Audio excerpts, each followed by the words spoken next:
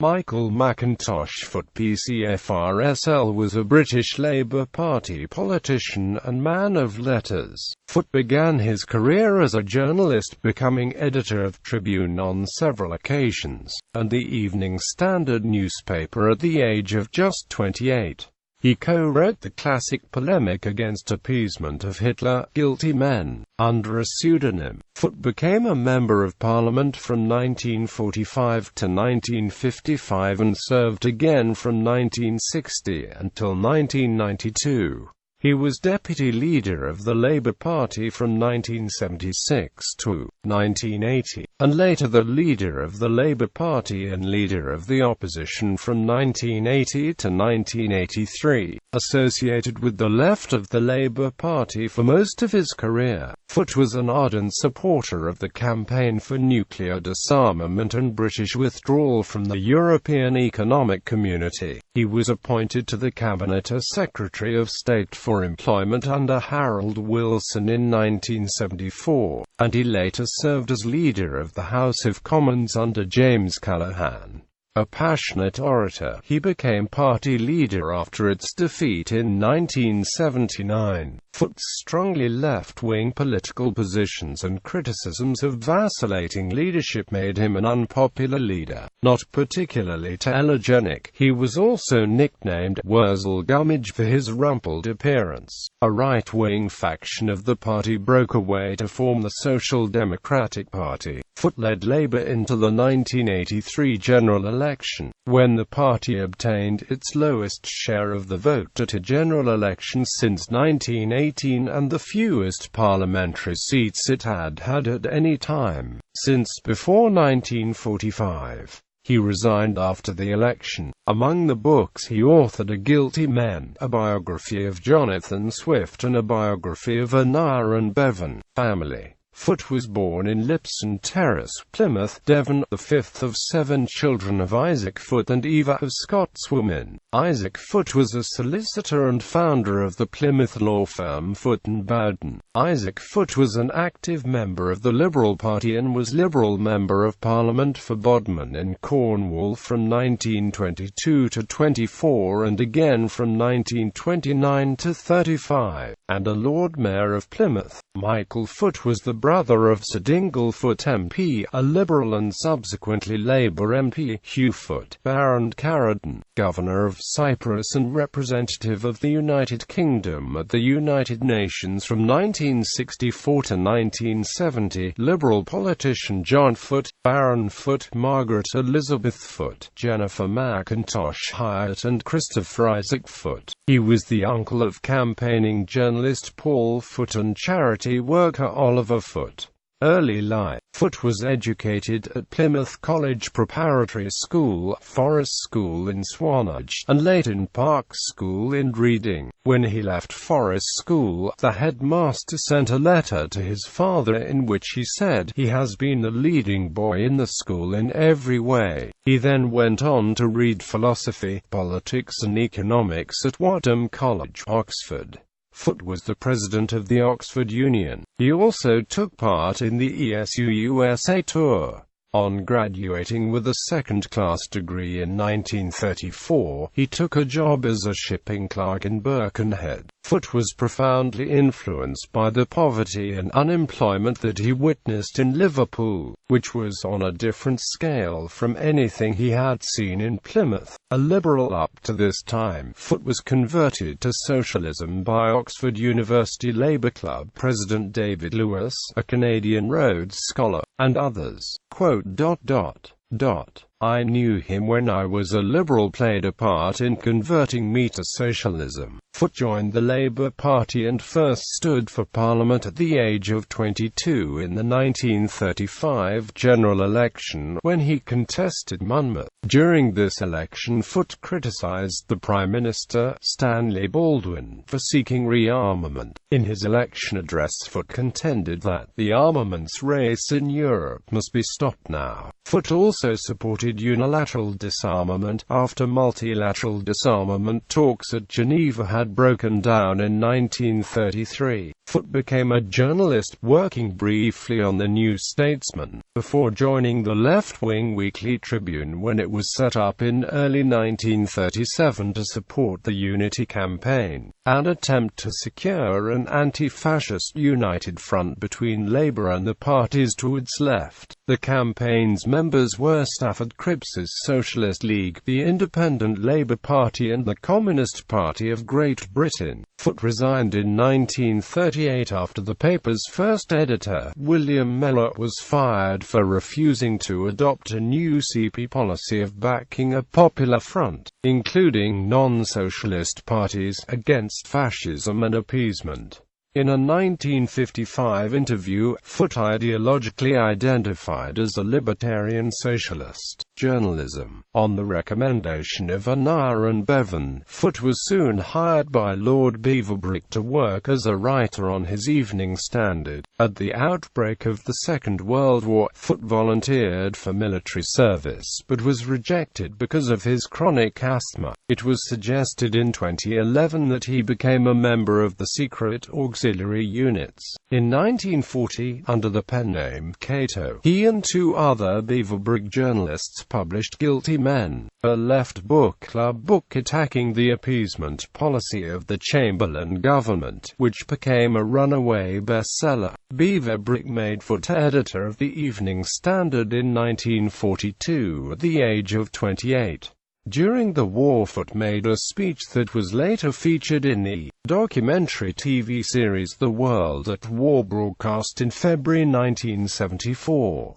Foot was speaking in defense of the Daily Mirror, which had criticized the conduct of the war by the Churchill government. He mocked the notion that the government would make no more territorial demands of other newspapers if they allowed the Mirror to be censored. Foot left the Standard in 1945 to join the Daily Herald as a columnist. The Daily Herald was jointly owned by the TUC and Adams Press, and was effectively an official Labour Party paper. He rejoined Tribune as editor from 1948 to 1952, and was again the paper's editor from 1955 to 1960.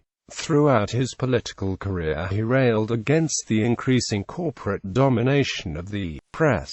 Member of Parliament. Foot fought the Plymouth Devonport constituency in the 1945 general election. His election agent was Labour activist and lifelong friend Ron Lemon. He won the seat for Labour for the first time, holding it until his surprise defeat by Dame Joan Vickers at the 1955 general election. Until 1957, he was the most prominent ally of Annar and Bevan, who had taken Cripps's place as leader of the Labour left. Though Foot and Bevan fell out after Bevan renounced unilateral nuclear disarmament at the 1957 Labour Party conference.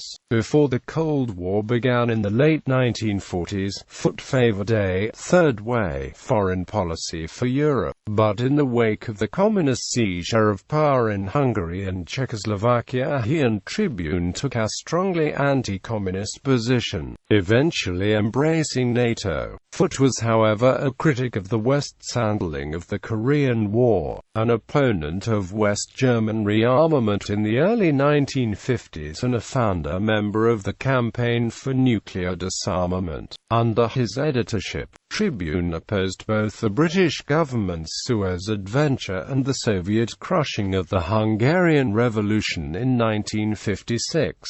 In this period he made regular television appearances on the current affairs programs In the News and subsequently Free Speech. There was certainly nothing wrong with his television technique in those days, reflected Anthony Howard shortly after Foot's death. Foot returned to Parliament in 1960 at a by-election in Abu Vale in Monmouthshire, left vacant by Bevan's death. He had the Labour whip withdrawn in March 1960 1961 after rebelling against the Labour leadership over Air Force estimates. He only returned to the parliamentary Labour group in 1963 when Harold Wilson became Labour leader after the sudden death of Hugh Gaitskell. Harold Wilson, the subject of an enthusiastic campaign biography by Foot published by Robert Maxwell's Pergamon Press in 1964, offered Foot a place in his first government, but Foot turned it down, instead becoming the leader of Labour's left opposition from the backbenches. He opposed the government's moves to restrict immigration, join the common market and reform the trade unions, was against the Vietnam War and Rhodesia's unilateral declaration of independence, and denounced the Soviet suppression of socialism with a human face in Czechoslovakia in 1968. He also famously allied with the Tory right-winger Enoch Powell to scupper the government's plan to abolish the voting rights of hereditary peers and create a House of Lords comprising only light peers, a seraglio of eunuchs, as Foot put it. In 1967, Foot challenged James Callaghan but failed to win the post of Treasurer of the Labour Party.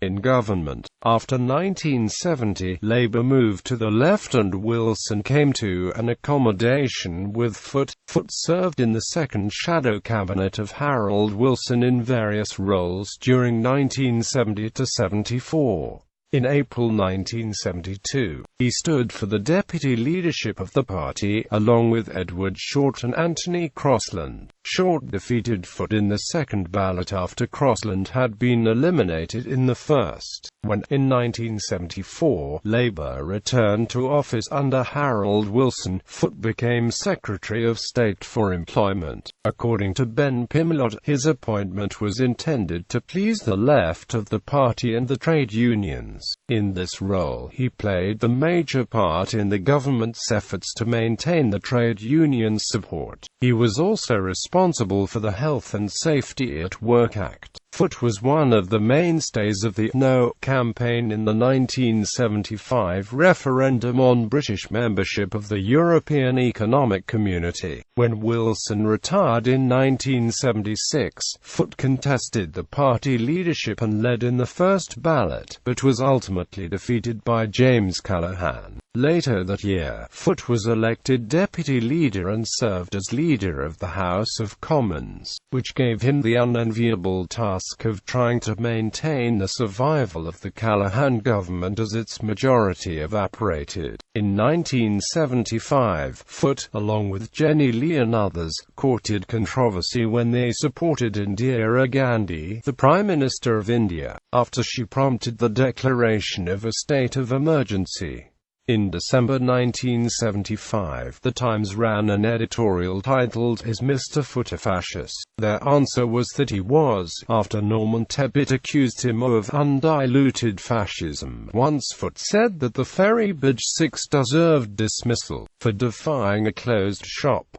Labour leadership. Following Labour's 1979 general election defeat by Margaret Thatcher, James Callaghan remained party leader for the next 18 months before he resigned. Foot was elected Labour leader on 10 November 1980, beating Dennis Healey in the second round of the leadership election. Foot presented himself as a compromise candidate capable, unlike Healey, of uniting the party, which at the time was riven by the grassroots left-wing insurgency centered around Tony Benn. The Bennites were demanding revenge for what they considered to be the betrayals of the Callaghan government. They called for replacement of MPs who had acquiesced to Callaghan's policies by left-wingers who would support unilateral nuclear disarmament, withdrawal from the common market, and widespread nationalization.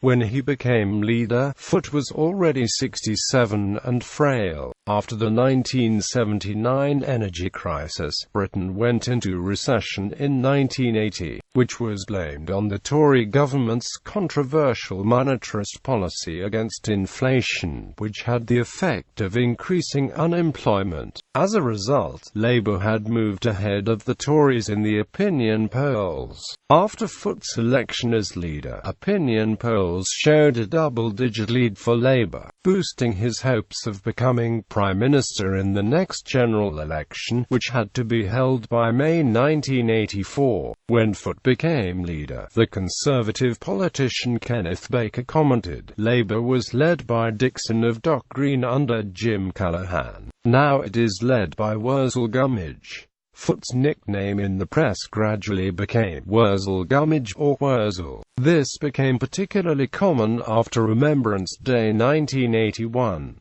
Foot was depicted as a scarecrow on iThe's satirical puppet show Spitting Image. Almost immediately after his election as leader, he was faced with a serious crisis. On the 25th of January 1981, 4 senior politicians from the right wing of the Labour Party left Labour to form the Social Democratic Party on the 26th of March 1981. This was largely seen as the consequence of the Labour Party's swing to the left, polarising divisions in an already divided party. The SDP won the support of large sections of the media. For most of 1981 and early 1982, its opinion poll ratings suggested that it could at least overtake Labour and possibly win a general election. The Tories were then unpopular because of the economic policies of Margaret Thatcher, which had seen unemployment reach a post-war high. The Labour left was still strong. In 1981, Benn decided to challenge Healey for the deputy leadership of the party, a contest Healey won narrowly. Foot struggled to make an impact and was widely criticised for his ineffectiveness, though his performances in the Commons, most notably on the Falklands War of 1982, won him widespread respect from other parliamentarians. He was criticised by some on the left for supporting Thatcher's immediate resort to military action. The right-wing newspapers nevertheless lambasted him consistently for what they saw as his bohemian eccentricity, attacking him for wearing what they described as a donkey jacket at the wreath-laying ceremony at the Cenotaph on Remembrance Day in November 1981, for which he was likened to an out-of-work navvy by a fellow Labour MP. Foot did not make it generally known that the Queen Mother had described it as a sensible code for a day like this,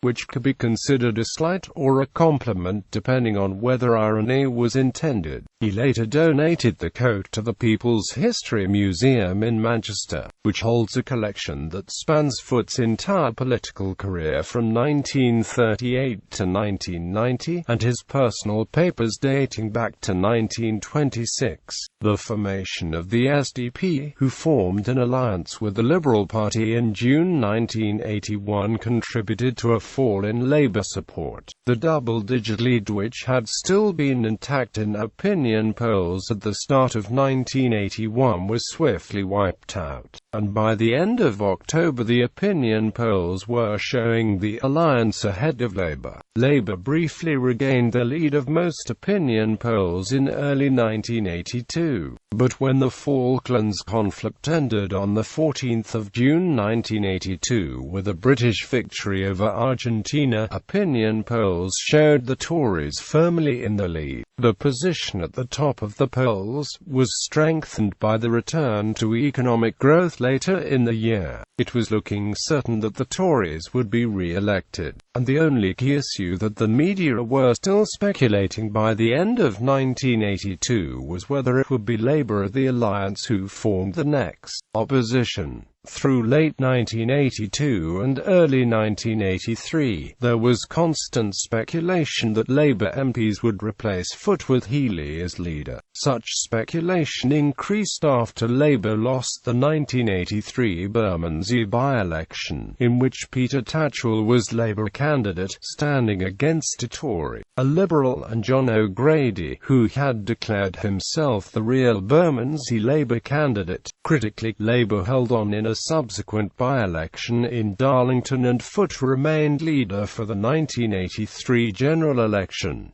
1983 election. The 1983 Labour manifesto, strongly socialist in tone, advocated unilateral nuclear disarmament, higher personal taxation, and a return to a more interventionist industrial policy. The manifesto also pledged that a Labour government would abolish the House of Lords, nationalise banks, and leave the then European Economic Community. Gerald Kaufman, once Harold Wilson's press officer and during the 1980s prominent on the Labour right, described the 1983 Labour manifesto as the longest suicide note in history. As a statement on internal democracy, Foot passed the edict that the manifesto would consist of all resolutions arrived at conference. The party also failed to master the medium of television, while Foot addressed public meetings around the country, and made some radio broadcasts, in the same manner as Clement Attlee in 1945.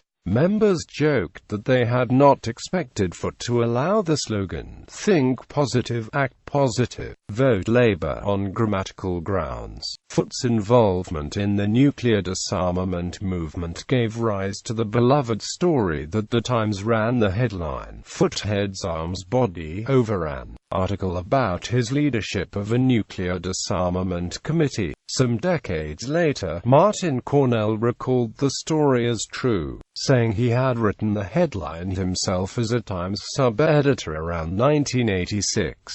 The headline does not, however, appear in the Times digital archive, which includes every day's newspaper for the years 1785 to 2010. The Daily Mirror was the only major newspaper to back Foot and Labour at the 1983 general election, urging its readers to vote Labour and stop the waste of our nation, for your job, your children, and your future, in response to the mass unemployment which followed Conservative Prime Minister Margaret Thatcher's monetarist economic policies to reduce inflation.